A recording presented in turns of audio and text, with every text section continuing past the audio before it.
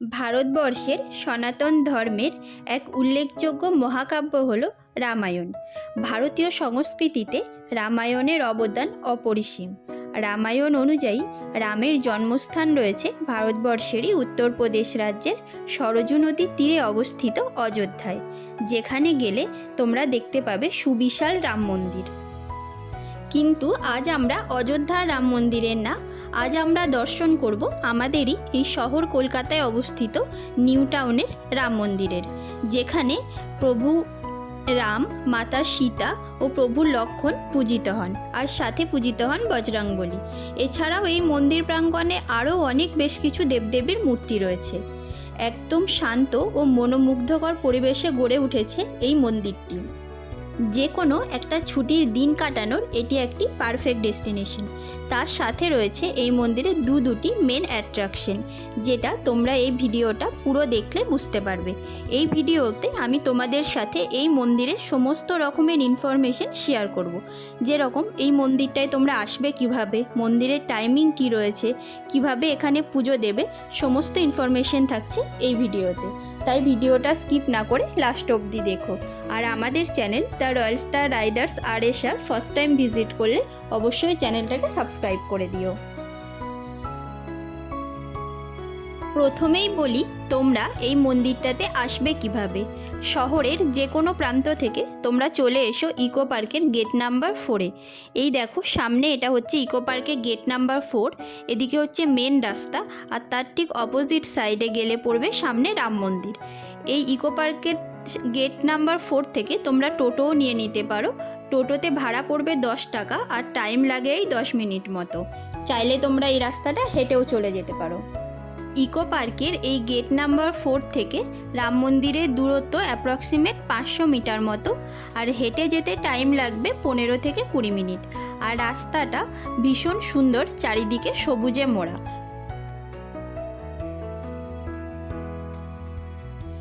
এসে গেছি আমরা মন্দিরের কাছাকাছি। দেখো বেশ কিছুটা দূর থেকেই এই বড় হনুমানজির মূর্তিটা দেখা যাচ্ছে। এটা হচ্ছে রাম মন্দিরের মেন এন্ট্রান্স। মন্দিরের এন্ট্রান্সের সামনেই কিছু পুজো সামগ্রীর দোকান রয়েছে, কিন্তু এখন দুপুরের টাইম বলে সেই দোকানগুলো বন্ধ রয়েছে। চলো এবার এন্ট্রি গেট দিয়ে ভিতরে প্রবেশ করি। ভিতরে ঢুকেই দেখতে পাবে রামায়ণের বিভিন্ন কাহিনী মূর্তির মাধ্যমে ফুটিয়ে তোলা হয়েছে। এই যে দেখছো, এটা রাবণ যখন সীতামাকে হরণ করে নিয়ে যাচ্ছিলেন তখন জটায়ু তাকে বাধা দিয়েছিলেন, আর সেই কারণে রাবণ রেগে গিয়ে জটায়ুর ডানা কেটে দেয়। তার ফলে জটায়ু মারা যায়। এই পুরো ঘটনাটা এখানে 3D পুতুলের আকারে দেখানো হয়েছে। আর তার ঠিক নিচেই দেখানো হয়েছে জটায়ুর মৃতদেহ প্রভু রাম ও লক্ষ্মণ সৎকার করছেন। আর একটু সামনের দিকে এগালেই রয়েছে এই মন্দিরের একটি মেন অ্যাট্রাকশন, এই সুবিশাল হনুমানজির মূর্তিটি। এই মূর্তিটিকেই রাস্তার থেকে আমরা অনেক দূর থেকে দেখতে পাচ্ছিলাম। ইভেন ফ্লাইট থেকেও এই মূর্তিটা ওয়েদার ভালো থাকলে লক্ষ্য করা যায়। ক্যামেরাতে হয়তো আমি তোমাদের বোঝাতে পারছি না যে এই মূর্তিটা ঠিক কতটা বড়।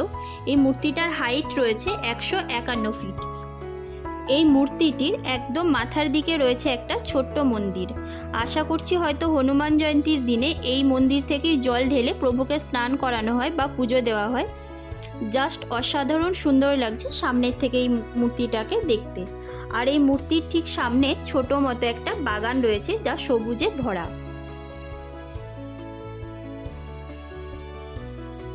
আর এই মূর্তিটার ঠিক উল্টো দিকেই রয়েছে সৎসঙ্গ ঘাটিকা, যেখানে ভগবানের বিভিন্ন গ্রন্থ পাঠ করা হচ্ছে ও ভগবানের গান গাওয়া হয়। এই জায়গাতে দিনে 2 বার প্রার্থনাও হয়।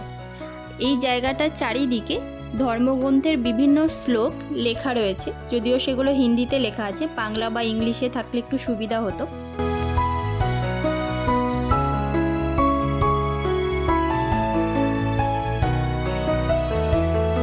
আর একটু সামনের দিকে এগালেই রয়েছে এই মন্দিরের দ্বিতীয় অ্যাট্রাকশন, বাবা মহাদেবের এই সুবিশাল মূর্তিটি। দেবাদিদেব মহাদেবের এই মূর্তিটি রয়েছে ধ্যানমগ্ন অবস্থায়। এই বিশাল আকৃতির মূর্তিটি সম্পূর্ণ জলাশয়ের উপরে নির্মাণ করা রয়েছে। একটা ব্রিজ তৈরি করা হয়েছে বাবা মহাদেবের কাছে যাবার জন্য। দেবাদিদেব মহাদেবের মুখশ্রী এই মূর্তিটিতে নয়নাভিরাম। বাবার পরনে রয়েছে বাঘের ছাল আর গাত্রবর্ণ নীলবর্ণের। বুকে লেখা আছে রাম নাম। গলায় বিরাজমান বাসুকীনাথ ও রুদ্রাক্ষের মালা, হাতে ত্রিশূল। প্রত্যেকটা জিনিস এই মূর্তিটিতে খুব নিখুঁতভাবে বানানো হয়েছে। শিল্পীর হাতের কাজ একদম অনবদ্য। চলুন সামনের থেকে এগিয়ে একটু বাবা মহাদেবকে দর্শন করে আসি। পাহাড়ের ন্যায় বেদির ওপরে বাবা মহাদেব বসে ধ্যান করছেন, আর তার ঠিক নিচেই রয়েছে বেশ কিছু দেবদেবীর বিগ্রহ। রয়েছে সিদ্ধিদাতা গণেশ, কার্তিক ঠাকুর, মা পার্বতী শিবলিঙ্গের উপরে জল অর্পণ করছেন। সাথে রয়েছে নন্দী মহারাজ ও মহাদেবেরই একটা বিগ্রহ। আর পাশে রয়েছে মা গঙ্গার একটা মূর্তি, মাছের ওপরে তিনি বিরাজমান। মহাদেব যে পাহাড়ের ন্যায় বেদির আকারে বসে রয়েছেন তার গায়ে লেখা রয়েছে রাম নাম। বিগ্রহের চারিপাশে পরিক্রম করার জন্য প্যাসেজ রয়েছে। এই পুরোটাই জলের উপরে তৈরি করা হয়েছে। আর এই বিগ্রহের চারপাশে বেশ কিছু শিবলিঙ্গও তৈরি করা রয়েছে। একদম শান্ত, স্নিগ্ধ, মনোমুগ্ধকর পরিবেশে তৈরি হয়েছে এই সুবিশাল রাম মন্দিরটি। মাইন্ডকে যদি তোমরা একটু রিফ্রেশ করতে চাও, তোমাদের কিন্তু একদিন অবশ্যই আসতে হবে এই মন্দিরটিকে দর্শন করতে। চলো এবার আমরা যাব মেন রাম মন্দিরের ভিতরে। মূল মন্দিরে ঢোকার আগে এই গেটটি পড়ে, যেখানে হনুমানজি বুক চিরে প্রভু রাম ও মাতা সীতার মূর্তি দেখাচ্ছেন।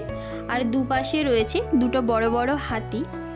এই গেটের ভিতর দিয়ে আমাদের মূল মন্দিরে প্রবেশ করতে হবে। গেটের লেফট সাইডে রয়েছে শু কাউন্টার, আর রাইট সাইডে রয়েছে টয়লেট।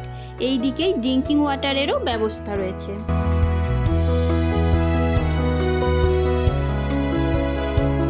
অনেক বড় এই মন্দিরটি প্রচুর গাছপালা দিয়ে মোড়া রয়েছে, যা এই মন্দিরের সৌন্দর্য অনেকাংশেই বৃদ্ধি করছে। চলো এবার আমরা মন্দিরের ভিতরে যাব।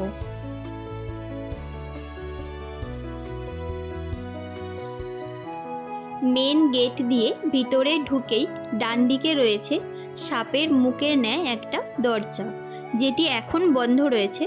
তার উপরে রয়েছে বেলগাছ, আর বেলগাছের নিচে রয়েছে বিভিন্ন দেবদেবীর মূর্তি, যেরকম রয়েছে শিব পার্বতী, সিদ্ধিদাতা গণেশ, শ্রীকৃষ্ণেরও মূর্তি রয়েছে এই স্থানটাতে।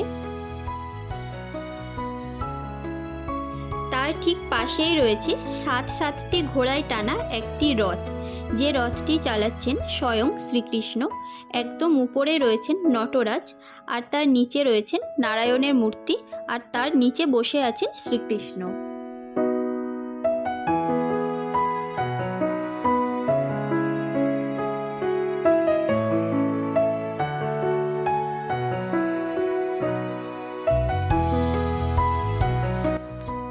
আরও একটু সামনের দিকে এগালেই রয়েছে বাবা মহাদেবের বিগ্রহ, আর বিগ্রহের ঠিক নিচেই রয়েছে শিবলিঙ্গ ও নন্দী মহারাজ।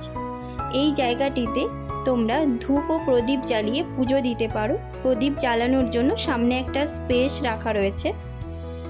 এই মন্দিরের প্রত্যেকটা বিগ্রহ নিখুঁত হাতের কাজের শিল্পী দিয়ে তৈরি করা হয়েছে। সামনের থেকে দেখতে লাগছে ভীষণই সুন্দর। সামনেই দেখছো জিনমাতার মন্দির। আমি তোমাদের একটু মন্দিরের টাইমিংটা বলে দিই। সকাল 6টা থেকে দুপুর 12টা ও বিকেল 3:30 থেকে রাত্রি 9টা অবধি এই মন্দিরটি খোলা থাকে। আমি এসছি দুপুর 2টোয়, তাই এখন সব মন্দির বন্ধ রয়েছে। সামনেই সাদা পাথর দিয়ে নাগারা শিল্পরীতিতে তৈরি এই মন্দিরটি হচ্ছে খাটু শ্যামজির মন্দির। আর তার ঠিক অপোজিটেই রয়েছে বালাজি বাবসা মন্দির। মন্দির ওপেন হলে আমি প্রত্যেকটি মন্দিরের ভিতরে গিয়েই তোমাদের বিগ্রহ দর্শন করাবো।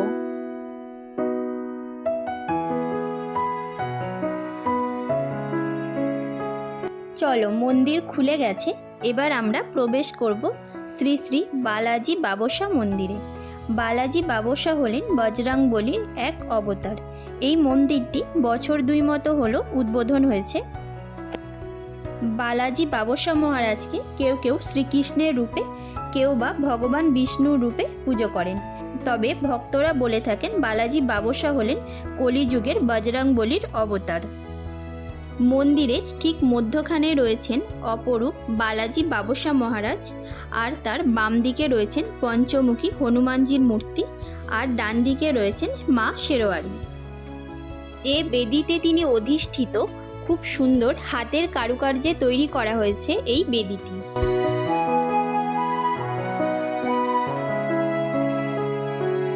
এই মন্দিরের গর্ভগৃহের ডান দিকে রয়েছে একটি শিবলিঙ্গ, আর শিবলিঙ্গের সামনেই রয়েছে নন্দী মহারাজ।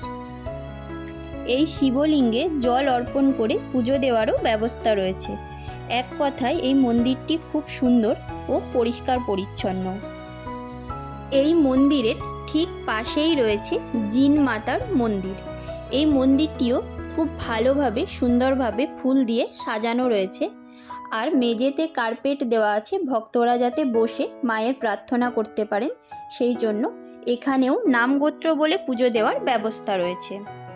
এই মন্দিরে ঠিক পাশেই রয়েছে মূল মন্দির, যেখানে ভিডিওগ্রাফি বা ফটোগ্রাফি অ্যালাউ নেই।